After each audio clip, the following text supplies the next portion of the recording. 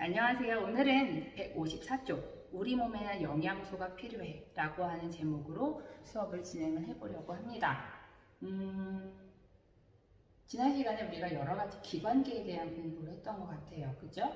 그 기관계에 대한, 그러니까 소화계, 순환계, 호흡계, 배설계에 대한 얘기를 이제 쭉 하게 될 건데, 그 중에 이제 첫 번째 소화계를 배우는 거예요. 그 소화계의 첫 번째 영양소가 뭔지에 대해서 우리가 일단 이해를 한 상태에서 소화계를 다루어야 되거든요. 그래서 오늘은 영양소에 대한 얘기를 할 거고요.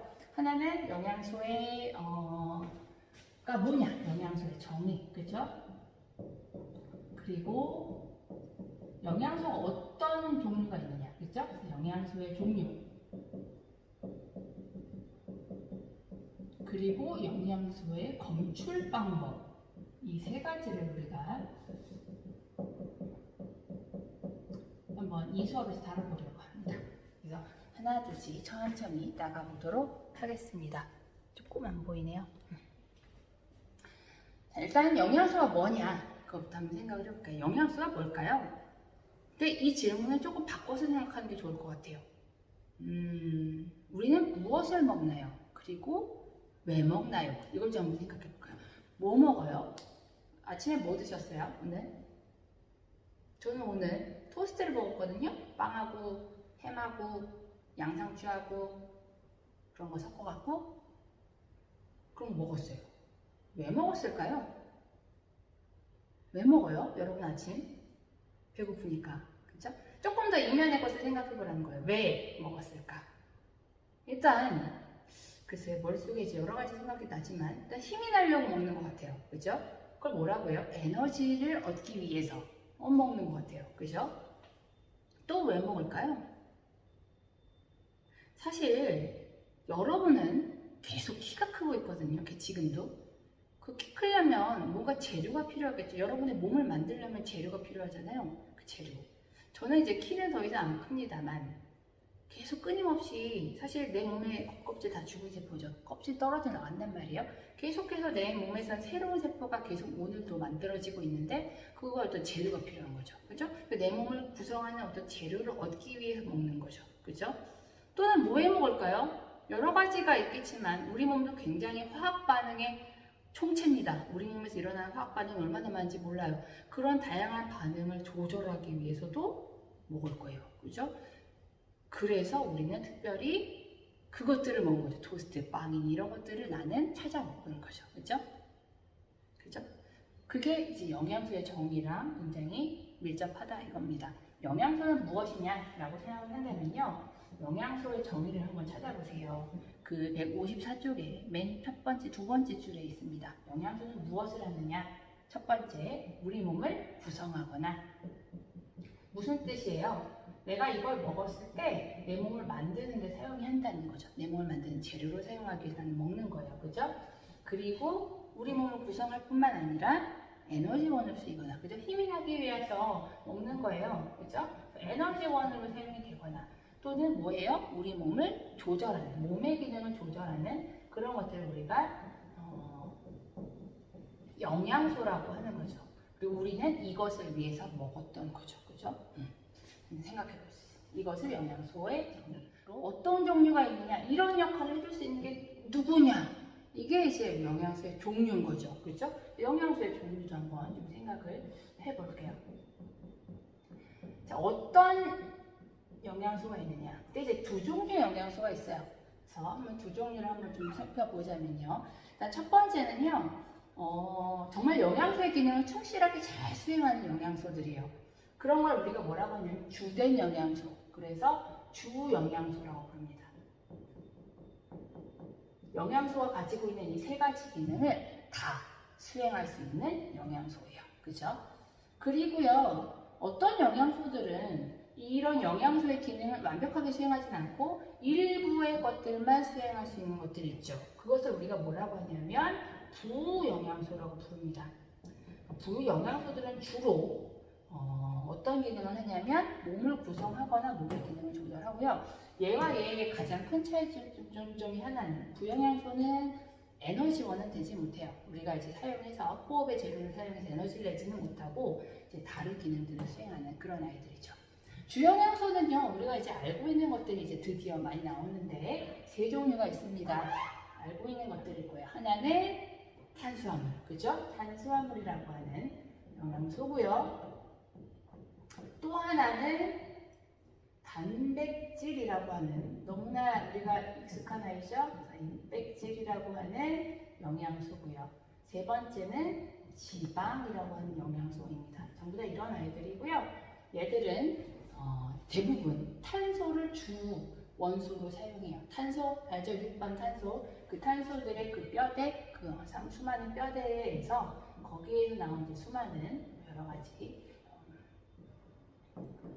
이런 식으로 수많은 이 결합 속에 에너지들을 많이 갖추고 있어서 공통적으로 에너지원으로 사용하고, 그리고 나머지 기능을 수행할 수 있는 애들이고요. 부영양소들은 이제 탄소 사슬로는 잘 안 이루어져 있어요. 그래서 에너지원이 될 수는 없고 나머지 기능들을 수행하는 애들인데, 어떤 애들이 있느냐? 약간 세 종류가 있어요. 또 하나는 좀 이름은 낯설지만 무기염류라고 하는 애들입니다. 이따가 설명을 해드릴게요. 또 하나는 되게 익숙한 비타민이요. 비타민. 다른 교과서에는 바이타민이라고 되어 있는데, 바이타민은 그 영어 발음이죠, 그죠?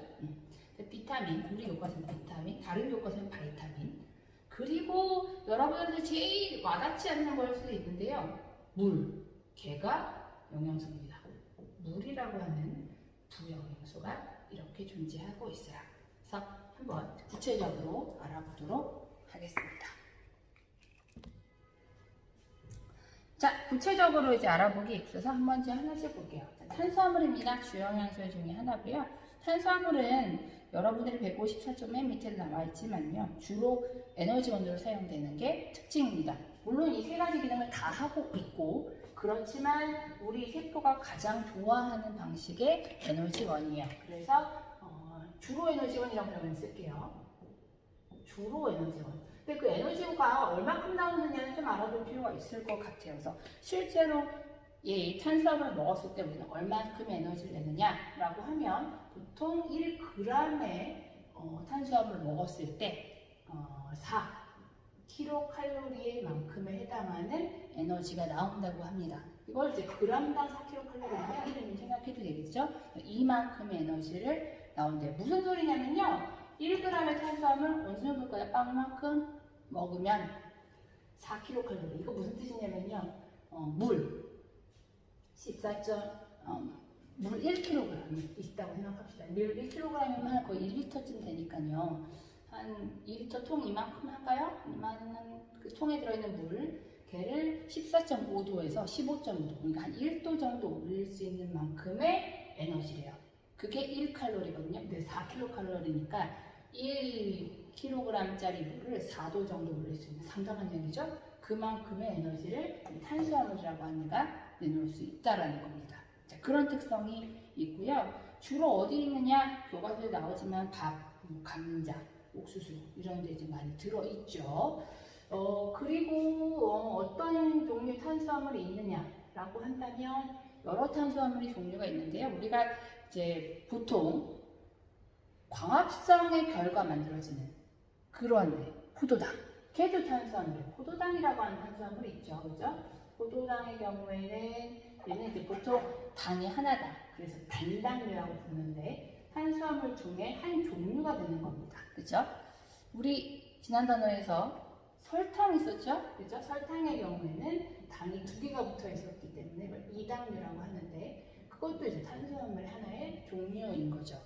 당이 여러 개 붙어서, 그래서 광합성의 저장성으로 사용되는 녹말, 걔는 이제 다당류, 당이 많다 그래서 다당류라고 하는데, 이것도 여전히 탄수화물의 한 종류가 되는 것이겠죠. 그죠?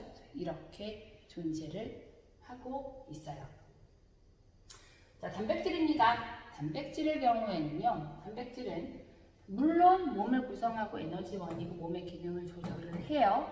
그런데 얘는 주로 어디에 쓰냐면 주로 몸을 구성하는 데 많이 씁니다. 몸을 구성한다는 얘기는요, 우리 몸을 만드는 블럭으로 사용한다는 얘기예요. 몸의 세포 안에 있는 많은 것들, 효소 이런 것들로 주로 이제 단백질을 사용한다는 거고요. 물론 얘도 에너지원이기는 해요. 그래서 에너지가 사용될 수는 있는데 실제로는 에너지원으로 거의 사용되는 경우는 없고 단백질이 에너지원으로 사용되는 경우는 거의 우리가 하도 굶어서 굶어 죽기 직전에 죽을 수는 없으니까 그때에서야 단백질을 에너지원으로 사용한다고 해요. 어쨌든 그래도 에너지 원일 가능성은 있기 때문에 에너지가 얼마큼 나오느냐라고 이제 많이 그러면 똑같아요. 얘처럼 4kcal g당에 해당한다고 합니다. 그래서 에너지원으로 사용이 될 수가 있고요. 얘들은 어디 많아요? 그죠? 거기 교과서 154쪽에 보세요. 육류, 생선, 남의 몸을 구성하고 있으니 남의 몸을 먹으면 우리 단백질을 얻을 수 있겠죠. 그래서 생선의 몸, 동물의 몸, 고기, 아니면 이제 콩 같은 경우들이 단백질을 많이 저장하죠. 그죠? 그래서 그런 경우들을 통해서 얻을 수가 있고요. 주로 이제 단백질을 이제 구성하는 가장 작은 단위는 앞으로 이제 배울 거기 때문에 알아두시면 단백질의 가장 작은 구성 단위는 우리가 아미노산이라고 부릅니다. 그래서 아미노산이 단백질의 구성 단위가 돼요. 이렇게 씁시다. 구성 단위, 가장 작은 구성 단위. 탄수화물은 포도당, 그죠? 그래서 이제 모이는 그런 형태가 되겠네요. 그죠? 그러니까 지방입니다. 지방도 똑같이 몸을 구성할 수 있고요. 에너지원이기도 하고 몸의 기능을 다 조절합니다. 그래서 지방 같은 경우는 굉장히 다양하게 사용이 돼요. 특히 이제 에너지원으로 사용하는데 그 에너지원에서 그 에너지가 얼마냐라고 하면 좀 에너지량이 많아요. 그래서 얘 같은 경우는 9kcal만큼 1g을 먹었을 때 무슨 얘기예요? 1g의 지방을 먹으면 물 1kg이 9도가 올라갈 수 있을 정도의 강한 상당히 많은 에너지를 가지고 있어요. 왜냐하면 얘는 탄소 결합이 어마어마하게 많거든요. 그래서 엄청나게 많은 결합들로 이루어져 있기 때문에 그 결합들을 하나하나 깨면 그 안에 있는 에너지가 쏟아져 나온다는 거죠. 에너지로 사용이 되고요. 얘는 이제 주로 우리 몸에서 어디에 많이 사용돼요? 먹고 남은 탄수화물, 먹고 남은 단백질 다 뭐가 돼요? 지방으로 변해서 저장되죠. 뱃살, 그죠? 그래서 얘들은 에너지를 저장하는데 많이 사용이 되고 있는 그런 영양소입니다. 어디에 있느냐라고 하면 기름, 이제 쓰진 않을게요. 버터, 땅콩 이런 아이들. 지난 시간에 땅콩 같은 경우는 광합성의 산물을 저장하는 형태가 지방이었죠, 그죠? 그래서 그런 형태로 되어 있다고 알려져 있습니다. 자, 얘들이 이제 주요 영양소입니다. 다 모든 특성을 가지고 있고 우리에게는 굉장히 중요한 역할을 하고 있는 것들을 이제 있죠. 선생님이 아침에 빵을 먹은 이유는 뭐예요? 이걸 하려고요. 에너지원을 얻으려고요. 단백질을 먹은 이유는 뭐예요? 그렇죠? 지방을 먹은 이유. 나름대로 다 이제 내가 왜 그걸 찾아 먹었을까 생각할 수가 있겠죠. 왜 이런 거 먹지 않아요? 아침 배고프면 없으니까 이런 거 먹으면 안 돼요? 왜요? 얘는 영양소가 아니거든요. 얘는 이런 역할, 몸을 구성하지도 못하고 얘를 먹었다고 해서 얘들이 탄소 덩어리이긴 하지만 에너지원이기도 아니고 몸의 기능을 조절할 수도 없기 때문에 이걸 안 먹는 거죠. 그죠? 그렇게 생각하시면 되겠습니다. 자, 이번엔 부영양소입니다. 부영양소는 어떤 것들이 있느냐 볼게요. 첫 번째는 무기염인데요. 되게 낯선 단어.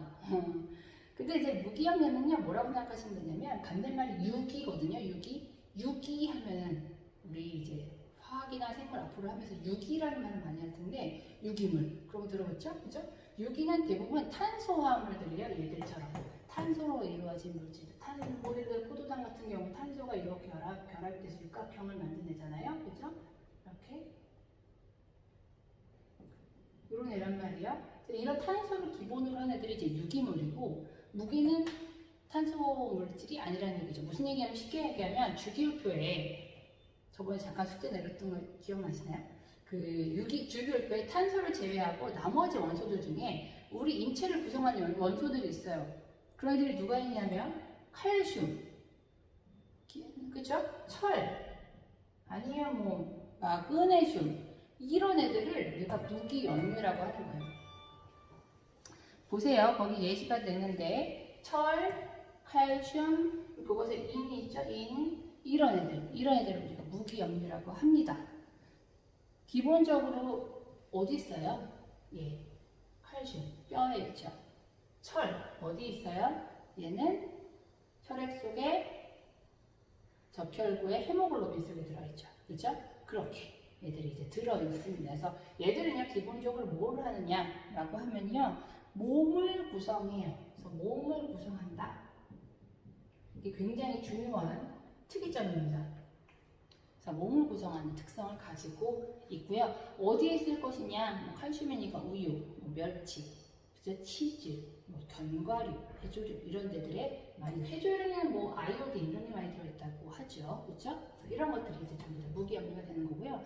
비타민은 다릅니다. 어떤 애들이 비타민이냐? 비타민은 보통 명칭이 알파벳으로 정리가 되어 있죠. A가 있고요, B가 있고요, C가 있고요. 이게 들어가죠. 비타민 A, B, C, D, E, K 뭐 이런 것들이 이제 비타민이 되고요. 비타민들은 기본적으로 특성이 있는데요. 몸을 구성하지 않아요. 무슨 얘기냐면 우리 비타민 많이 먹어요. 어떻게 돼요? 다 쉬로 나와요. 오줌이 너무해지죠. 그렇죠? 우리 몸에 저장되지는 않아요. 그래서 사실은 굉장히 얘가 비타민 A, B, C, D가 중요하다라는 걸 사실 사람들이 오랫동안 몰랐어요. 왜냐하면 사람을 이렇게 분석해 봤을 때 사람 몸에 보통 탄수화물 몇 프로, 단백질 몇 프로, 지방 몇 프로, 무기염료 몇 프로 다 발견이 되는데 사람 몸을 다 태워갖고 그 안에 뭐가 있나 이렇게 보면 비타민 A, B, C, D 얘들은 남아있지 않거든요. 그래서 몸을 구성하지 않으니까. 그죠? 그래서 얘들의 중요성을 몰랐었는데 얘들의 중요성이 나중에 1900년대쯤 돼서 밝혀지게 됩니다. 그게 뭐냐면 결핍증에 대한 얘기예요. 결핍증은 한번 좀 생각을 해보세요. 결핍증이라고 하는 게 뭐냐면 보이시죠? 옛날에 어떤 사람이 있었습니다. 한 부족이 있었어요. 근데 그 부족이 이상한 병이 걸리는 거예요. 그 부족들은 이상하게 좀 어느 정도 크고 다리가 똑바로 서야 되는 다리가 막 주저앉더랍니다. 왜 그럴까? 다리가 막 구부러지는 병이에요. 구부병이라고 하는 게 있었던 거죠. 근데 이 구부병을 앓는 사람들이 다른 게 문제가 하나도 없었어요. 그래서 뭐가 문제일까 하면서 그 사람들이 먹는 패턴들을 봤더니 공통적으로 이 비타민 D라고 하는 것이 부족한 식사를 하고 있었다는 겁니다. 그래서 얘들한테 비타민 D를 줬더니 어떻게 됐냐면 병이 나았더라 이거죠. 아, 비타민 D가 생각보다 중요하구나. 내 몸을 기능을 조절하는 데 중요하구나. 분명히 내 몸에 남아있지는 않으나. 그치? 이렇게 생각하는 거죠. 비타민 B. 각기병이라고 하는 비타민 B가 부족하면 각기병이 걸려요. 비타민 B를 주면 각기병이 나을 수 있어요. 이게 비타민 B가 없었을 때 결핍증인 거예요. 비타민 각기병. 얘는 이제 불우병은 비타민 D. 각기병은 비타민 B. 이런 거죠. 그 밤에 안 보이는 사람들이 있어요. 밤에 당연히 안 보이는 거 아닌가요? 하는데 그래도 어느 정도 형체는 보이죠. 아예 못 보이는 사람이 있어요. 그걸 야맹증이라고 하는데 그 비타민 A가 부족할 경우에 걸리는 병입니다. 괴혈병이라고 하는 게 있어요. 이 몸에서 막 피가 막 줄줄줄줄. 근데 이게 비타민 C가 부족할 때 나타나는 거죠. 그래서 이 결핍증을 통해서 뭘 알게 됐냐면 얘 비타민이라고 하는 것이 몸을 구성하지는 않으나 몸의 기능을 조절하는 데는 굉장히 중요하다라는 것을 알게 됐다는 거죠. 그래서 비타민이라고 하는 데는 중요한 부영양소의 하나로서 우리가 보고 있습니다. 자, 마지막 물이에요. 자, 물. 물은 영양소인가요? 물이 무슨 영양소를 하는데요. 영양소가 뭐예요? 얘죠. 물은 충분한 영양소의 조건을 갖추고 있습니다. 일단은 생각을 해볼게요. 우리 몸에서 제일 많이 차지하고 있는 물질이 뭐예요? 물이에요. 몇 프로? 70%. 그죠? 우리 몸의 60%, 70%를 구성하고 있어요. 우리 몸의 60에서 70% 구성하죠.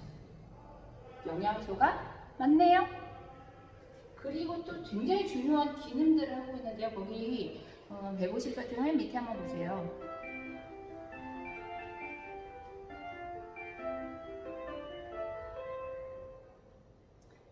일단은 우리 몸의 대부분은 이제 피죠. 피가 뭐예요? 영양소와 노폐물들을 운반하는 그런 역할을 하죠. 그렇죠? 영양소와 노폐물을 운반해요. 너무 중요한 기능하네, 그죠? 그리고 또 뭐해요? 체온 조절하죠.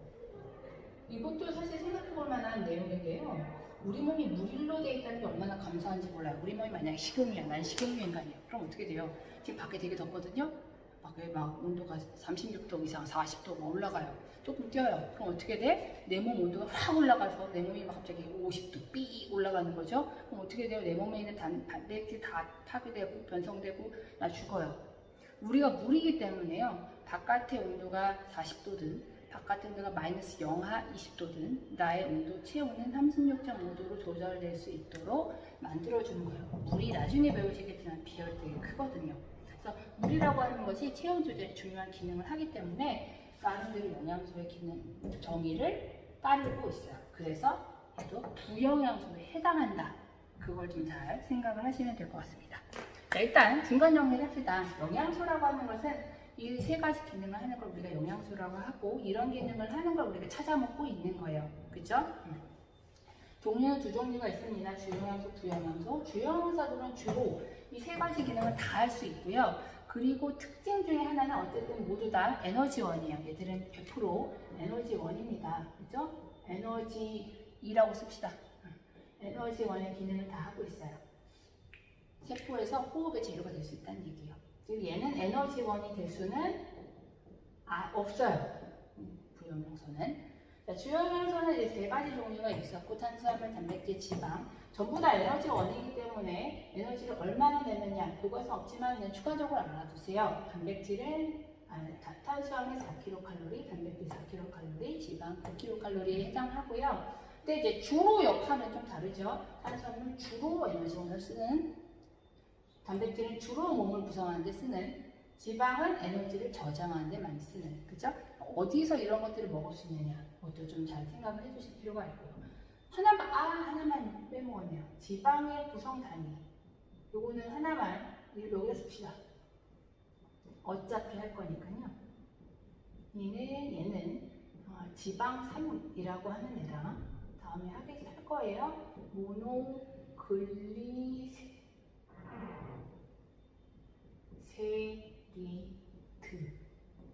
이름 이상하죠? 다음에 하게 될 거라서 알아는 두세요. 그래서 지방이라고 하는 애들이 있습니다. 부영양소에 무기염류 비타민이 있는데 얘는 구분을 하세요. 무기염류는 줄기에 있는 탄소 제외한 나머지 원소들이고요. 얘들을 몸을 구성합니다. 뼈, 얘는 피했죠? 비타민, 몸을 구성하지 않지만 얘들은 몸의 기능을 조절하고요. 이걸 어떻게 알았느냐라고 한다면 역사적으로 결핍증이라고 하는 것이 밝혀지면서 얘들이 나름대로 기능을 하는구나라는 것을 알게 됐어요. 그래서 그런 것들까지 알아셔야 될 거고, 마지막 물은 영양소도 아니다. 영양소가 맞아요. 그죠? 그래서 그걸 잘 기억하시면 되겠습니다. 자, 마지막 우리 학습할 주제는 영양소 검출이에요. 그래서 영양소 검출에 대해서 한번 좀 생각을 해보려고 합니다. 자, 우리가 이제 뭘 먹어야 되느냐는 영양소의 정의를 통해서 우리가 알게 되었단 말이에요. 이제는 내가 가지고 있는 어떤 음식물, 예를 들어 우유, 여기 맨 앞에 우유 그려져 있죠? 우유 속에 무엇이 들어있느냐, 이것도 또 중요한 거 아니에요? 그죠? 이제 영양소마다 기능이 다 다르니까요. 내가 이 영양소를 어떻게 먹느냐, 이걸 이제 규모 있게 잘 계획해서 먹는 거 되게 중요한, 우리 건강을 위해 중요하단 말이에요. 자, 그럴 때 이 영양소가 무엇이 들어있느냐, 이걸 판별하는 것들은 또 나름 우리에게 굉장히 중요한 문제가 되는 거죠. 그죠? 그래서 영양소를 판별하는 방법, 그것을 영양소 검출이라고 하고, 그 검출 방법들을 여러분들이 알아두셔야 됩니다. 일단 실험 영상을 보시기 전에 일단 영양소 검출 방법 4가지는 유명하니까요. 알아두세요. 이 4가지는 여러분들이 완벽하게 암기하셔야 됩니다.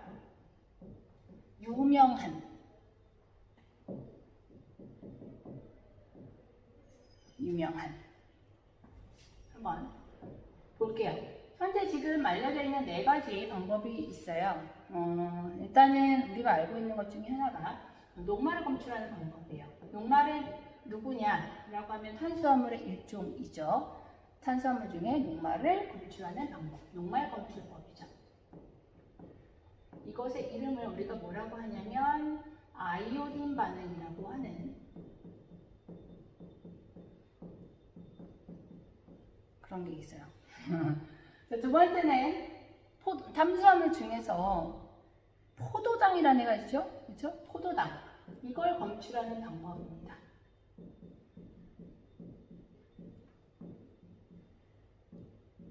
이것을 이제 우리가 베네딕트 반응이라고 불러요. 자, 세 번째, 단백질을 검출하는 반응이겠죠? 단백질 검. 자, 이거의 대표적인 단백질 검출 방법은 뷰렛 반응이라고 하는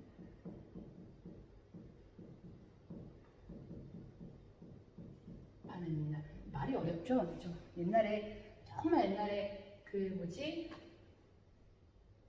내가 채점을 할 때 이런 서술형을 낸 적이 있는데 이런 것들을 애들이 잘 못 써요. 베네딕션, 베네딕토 되게 이상한 말들이 많이 있어요. 알아두셔야 돼요. 지방을 검출하는 방법입니다. 대표적으로 수, 단, 쓰리 반응 이렇게 부르죠. 그래서 하나씩 한번 살펴봅니다. 자, 일단요, 여러분들이 색을 일단 시약 이름을 좀 아셔야 되는데 시약 이름을 좀 써놓으세요. 이 아이오딘 반응할 때 쓰는 시약의 이름은 무엇이냐라고 하면 아이오딘, 화, 칼륨, 용액 얘를 사용합니다. 이름도 참 어렵죠. 아이오딘이랑 칼륨 용액. 근데 초등학교 때부터 우리한테 제일 익숙한 용액이에요. 얘는 원래 색깔은요 갈색이에요. 거기 155쪽에 맨 위에 그림 보시면요 아이오딘 반응 바로 밑에 증류수 어쩌고 써 있으면서 약간 누리끼리한 색깔 보이실 거예요. 그죠? 그게 아이오딘이나 칼륨 용액을 그냥 증류수, 그러니까 물에다가 탔을 때의 색깔이에요. 노래 보이는데 실제로는 약간 갈색에 조금 가까운 갈색입니다.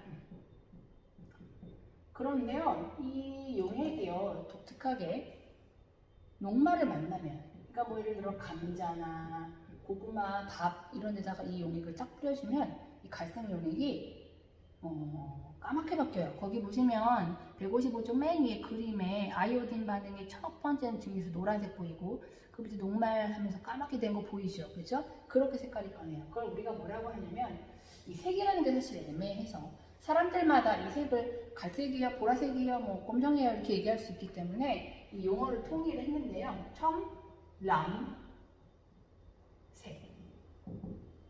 통일하기로 했어요. 그래서 정리하면 아이오딘, 칼륨 용액을 가지고 녹말을 검출을 합니다. 그때 아이오딘, 칼륨 용액의 원래는 갈색인데요. 녹말을 만나면 청람색으로 바뀌어요. 좀 더 이렇게, 그죠? 알아두셔야 돼요. 그래서 어떤 물질에다가 내가 아이오딘 딱 떨어뜨리면 청량색이 됐더라. 이 안에 녹말 들어있구나. 이렇게 검출하시는 거예요. 그러니까 포도당입니다. 포도당을 검출하는 용액의 이름은요. 우리가 얘를 베네딕트 용액이라고 하는 걸 사용을 하고요. 원래는 파란색이에요.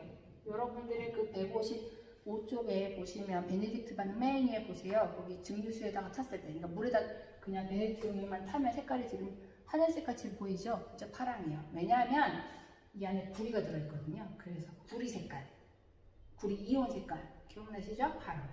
파랑인데 여기에 이제 포도당을 섞어주면 색깔이 거기 보시면 약간 주황색 느낌 보이세요? 그 색깔을 우리가 이제 황적색이라고 하기로 했어요. 황적색으로 바뀐다는 거죠.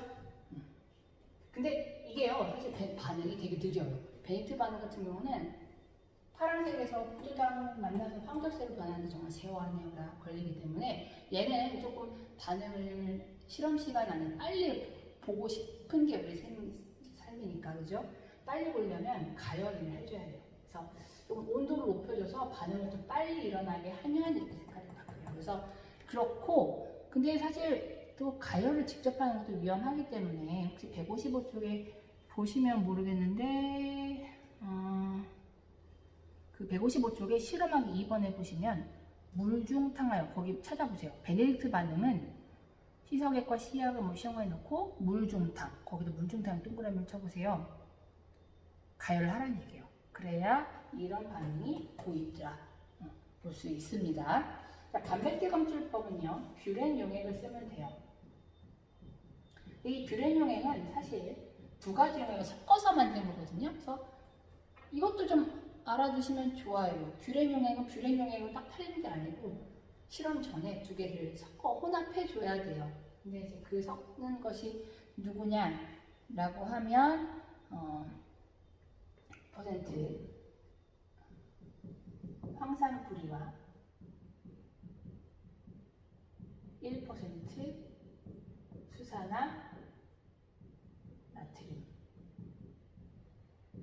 이렇게 섞어줍니다. 역시 어쩐지 쓰면서 이상하게 했어. 1% 황산뿌리 미안해요. 그 다음에 5% 수산화나트륨 여기 두 가지를 섞어줍니다. 황산뿌리 어떻게 썼어요? CuSO4. 수산화나트륨 어떻게 썼어요? NaOH. 이거죠? 여기 어쨌든 구리이온이 있기 때문에 얘도 파랑이에요. 파랑. 그런데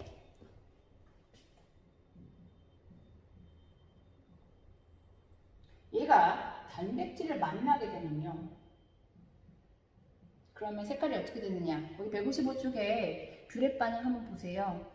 그냥 증류수에 섞었을 때는 그 시약을 증류수에 섞었을 때는 하늘색에다가 단백질을 섞으니까 예쁜 보라가 됐네요. 그래서 보라색으로 바뀝니다.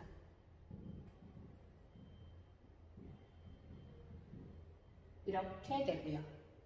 자, 마지막 지방입니다. 지방은 조금 복잡한데, 자, 수단쓰리 용액이라고 하는 애가 있어요. 얘를 사용하고요. 얘는 사실 물에 잘 안 녹는 애예요. 그래서 보시면요, 그 155쪽 맨 위에 증류수에 섞었을 때를 보시면 수달쓰리 자체가 그렇게 물에 잘 녹는 애가 아니기 때문에 그 뭔가 가루가 물에 안 녹으면 약간 뿌연 느낌이 나요. 그거 알아요? 예를 들어 물에 잘 녹는 소금을 물에 타요. 그럼 물은 어떻게 해요? 투명하죠. 그렇지만 물에 잘 안 녹는 녹말가루 무슨 그런 거, 감자 전분 이런 거 물에 타면 어떻게 돼요? 물은 뿌옇죠. 안 녹으니까. 그죠?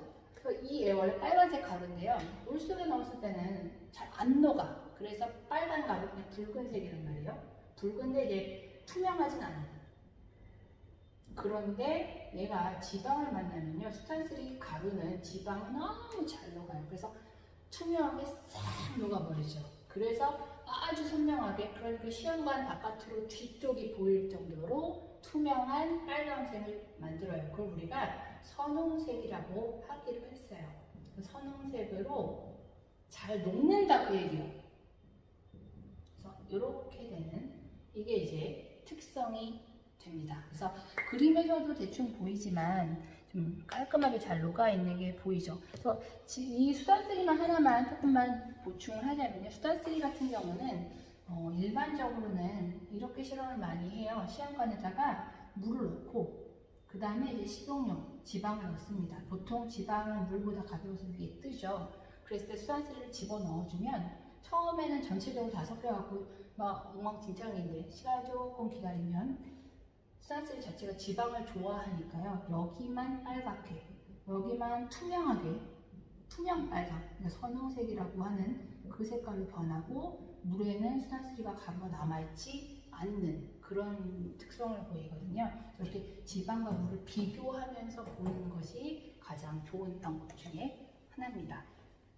나머지도 지방 판별값으로 뭐 어디 교과서에 문제집 같은 데 좀 나오지만 지방 같은 경우는 뭐 기름 종이 같은 걸 문지르면 투명하게 종이가 변하기도 하죠. 문질러서 보는 방법도 있고 사실 검출 방법은 굉장히 많아요. 그 중에서 우리가 유명한 검출 방법을 4개를 보았다라는 거고요. 이 4가지는 다 암기를 해두시고 알아두셔야만 하겠습니다. 아시겠죠? 남은 시간에는 실험 정리를 하고 끝을 내도록 하겠습니다.